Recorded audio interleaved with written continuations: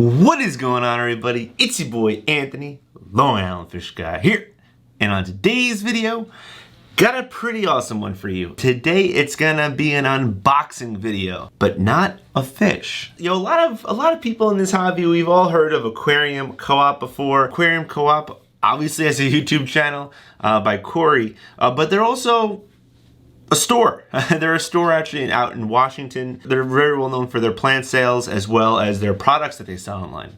So, you know your boy had to check him out. This is actually my first order from Aquarium Co-op. A couple of first things for me in regards to what I actually got here today. It's kind of going to be a little bit of like an unboxing slash first impression video. And then I'm going to show you a little bit later as to what some of these products actually look like, or most of the products at least look like inside the aquarium, and kind of like what we're going to be doing with them. But if you guys do like this video, be sure to like the video. And if you're not subscribed to my channel already, be sure to subscribe so you don't miss any other content like this. Let's open up the box.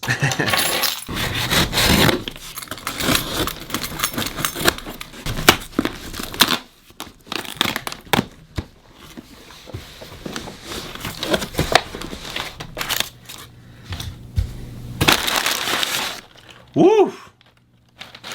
We got everything. So, first and foremost, we see these. Wow, this is pretty cool. Look at this packaging. If you know the Aquarium Co-op YouTube channel, granted, this was not a sponsored video by Aquarium Co-op or anything. I purchased all of these things,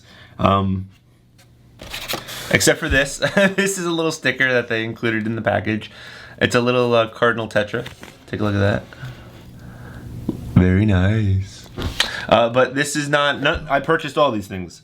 This was not sponsored by Aquarium Co-op at all, so this is all going to be like my honest impressions. But the packaging is a little destroyed. That's not because of Aquarium Co-op. But yeah, this packaging looks really cool, actually. It's got a little Murphy the Maboo on top. And kind of instructions on how to do everything. But this is, I'll put this on the side for a second. So this is actually the Aquarium Co-op sponge filter. It's a little bit different from, I mean, granted, I've also have no, like I said in the beginning, I have zero experience with this. I was purchasing something, wow, this is actually kind of heavy. I was purchasing this because I wanted to add a little bit more filtration to some of my aquariums. I also like the versatility of having a sponge filter. This is like really heavy on the bottom, and I know that, you know, one of the things that Corey did in this to make it so different from the other ones that are on the market is the fact that this is heavier, so it won't, like, you know, hang around over here. It'll actually want to sink down to the bottom. Also, another really different thing with this sponge versus a lot of the other sponges is that typically they have very fine sponge that goes on the outside for this.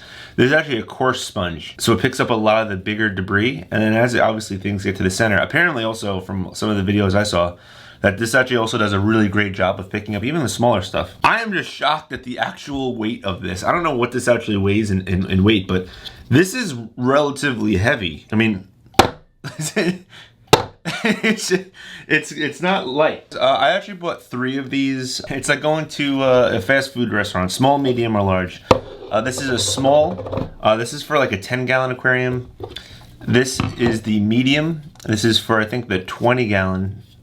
And then we got the large, which is for 40 gallons. But yeah, so these are sponge filters. Also, trying to put these to the side for just a moment. So, got some Aquarium Co-op Airline tubing. I have Airline tubing in my house, but I don't know where it is. So I bought some extra. I just bought some T-line lines. These basically attach to these if you want to basically, like, if you're going to be using one air pump to split basically into 2 different tanks. But what we're going to be using those Airlines are, and one thing that's pretty cool, bring this down for a second, are these. This is the Ziss Aqua Airstone. It's like a no clog airstone. It's everything that is adjustable, so you can kind of get the bigger bubbles that you want or the smaller bubbles that you want, depending upon how many pads, these little pads you kind of put in here. So typically in your air sponge, what you do is you basically hook up an Airline to this, kind of pull it through, and your air tube kind of just hangs out down here, pushes the air up. But what's different about this one with Aquarium Co-op is that it has the ability, you can actually put an air stone in it, so it'll actually break up the bubbles a little bit more. I believe what you need to do is you need to take 2 pieces of tubing, one to obviously go up here, one to connect here, and then connect to the air stone, and then it sits underneath like this. And we also have the Easy Green. This is a liquid fertilizer. I specifically bought this for this aquarium, which is right over here. If you are new to my channel, this is a Fluval Flex 15 gallon. It is my new planted aquarium. This is my office that I have. This is where I work. This is where I edit videos. There it is. It's my planted tank. It's not done yet. I still have to add a few more fish in here from the basement. The plant-wise, we're already getting some plant growth. I know some of the plants in here are a little bit more finicky, so I wanted to get the fertilizer so that we can ensure that the plants have some really awesome growth in there. So yeah, I mean, I kind of just plan on giving this this tank, I don't really know if it genuinely needs it, but I know that we'll probably get some explosive plant growth if we do add some fertilizer to this 15 gallon. So guys, first impressions of these sponges is really the main thing I kind of purchased. Pretty awesome. I saw a lot of videos and stuff and a lot of content on it kind of being used, and I was pretty impressed by it, hence the reason why I bought them. So let's go downstairs, hook these bad boys up, and we'll see what it looks like. We'll see what it looks like.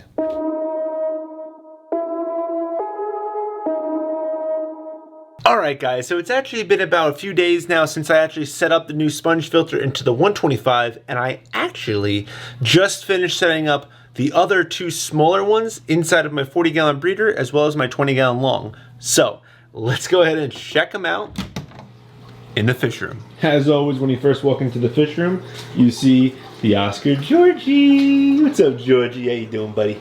But okay guys, so here is the sponge filter. I actually had just a regular air stone over here on this filter, basically just hanging down from right over here. Really didn't do anything other than aerate the aquarium. Having this sponge filter also adds regular normal filtration to this aquarium as well. Now one thing to kind of notice here that I did not correctly is the fact that there's a little bit of, see the air bubbles coming up here? That kind of quote unquote weakens the power of the sponge filter. It's really best to have all of the bubbles kind of coming up through the center, so the suction from the air all comes into the sponge and goes, basically sucks in, so the power comes out. When it happens like that, it kind of weakens it. So on this tank I have that. I have a Fluval FX6 down there, and then a Fluval Aqua Clear 100 or 110. There is the medium one in this tank. This is my 40 gallon breeder. As you guys can see, it's set up much better. I still have a little bit of a leak. I also kind of shortened up the air stone in there, so it's a little bit tighter. But check out this one. This one's much better. This one is significantly better, actually. This has been in here for literally, I don't know, 5 minutes. That's why these tanks kind of don't look the best right now. There's a lot of kind of things floating up just because I scared a lot of the fish and a lot of things kind of got brought up. But this is literally perfect the way this one's set up. All the bubbles are going straight up through the center, and everything's looking really good. I feel like it's already picking up some things too. Oh yeah, boy. Oh yeah. But basically the way I have this set up is it's same one as the 125, except I have one of these tubes here. So this tube will actually split it so that we can put it to the 20 gallon long as well as the 40 gallon breeder on the same one. And they basically both go into their separate tanks.